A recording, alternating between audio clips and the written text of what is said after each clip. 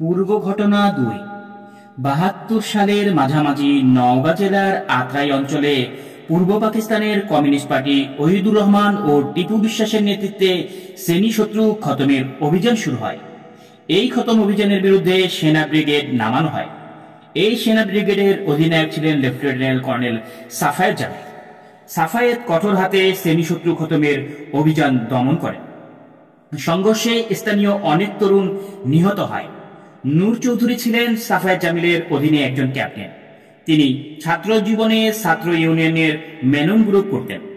সঙ্গত কারণেই এই চীনাপন্থীদের মধ্যে ক্যাপ্টেন নূরের পরিচিতি অনেকেই ছিলেন। তিনি সাফায়েত জামিলের কঠোর হাতে বিদ্রোহ দমন পদ্ধতির প্রতিবাদ করেন, কিন্তু তাতে কোনো কাজ হয়নি। পরে তদবির করে তিনি ঢাকায় বদলি হয়ে আসেন এবং সেনাবাহিনীর উপপ্রধান জেনারেল জিয়াউর রহমানের এডিসি নিযুক্ত হন। সরকারের বিরুদ্ধে নূরের তখন থেকে প্রচন্ড ক্ষোভ এবং বিদ্বেষ। জিয়ার স্টাফ অফিসারের কামরাতে প্রায় তার মতোই ক্রুদ্ধ অফিসারদের আনাগোনা চলত। একই রকম দায়িত্ব দিয়ে টাঙ্গাইলের কাদেরিয়া বাহিনীর কাছ থেকে অস্ত্র উদ্ধার করার জন্য সাফায়েত জামিলকে পাঠানো হয়েছিল। কর্নেল সাফায়েত জামিল ৪৬ ব্রিগেড নিয়ে অভিযান চালায়, কিন্তু শেষ পর্যন্ত সরকার দলীয়দের চাপের মুখে তিনি সেনাবাহিনীর মাঠ থেকে প্রত্যাখ্যান করতে বাধ্য হন।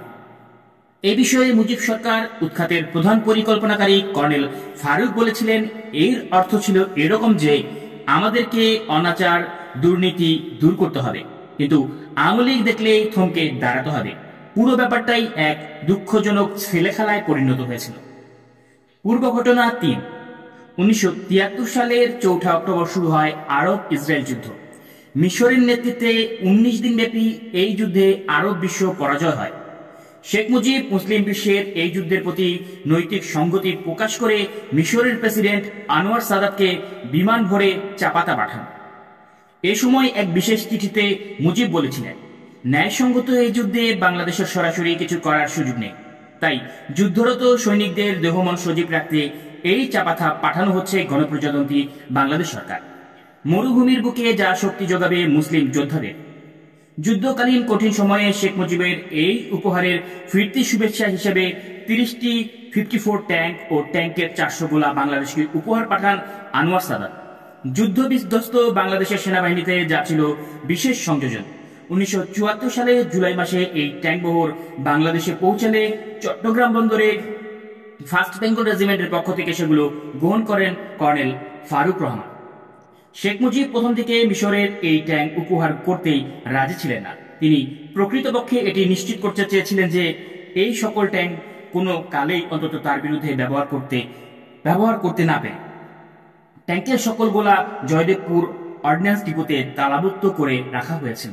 এই ট্যাঙ্কগুলোকে উত্তরবঙ্গের রংপুরে পাঠানোর প্রস্তাব করেছিলেন মুক্তিযোদ্ধা সেনা অফিসার মইনুল হোসেন চৌধুরী। তিনি যুক্তি দিয়েছিলেন, ঢাকায় এ ধরনের ট্যাঙ্ক রাখার প্রয়োজন নেই এবং প্রশিক্ষণ দেওয়ারও সুযোগ সুবিধা নেই।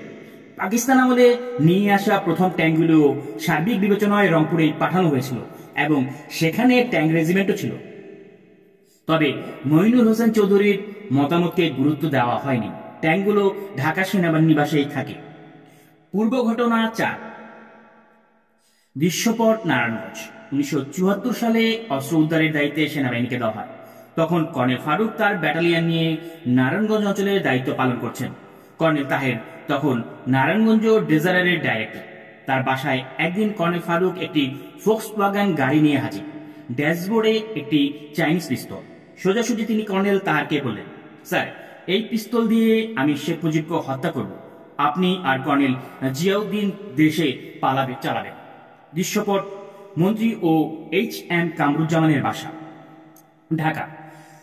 ১৪ আগস্ট ১৯৭৫ ধানমন্ডি ৩ নম্বর রোডের বাসায় ডালিম শেখ মুজিবের মন্ত্রী HM কামরুজ্জামানের সাথে দেখা করতে এসেছে।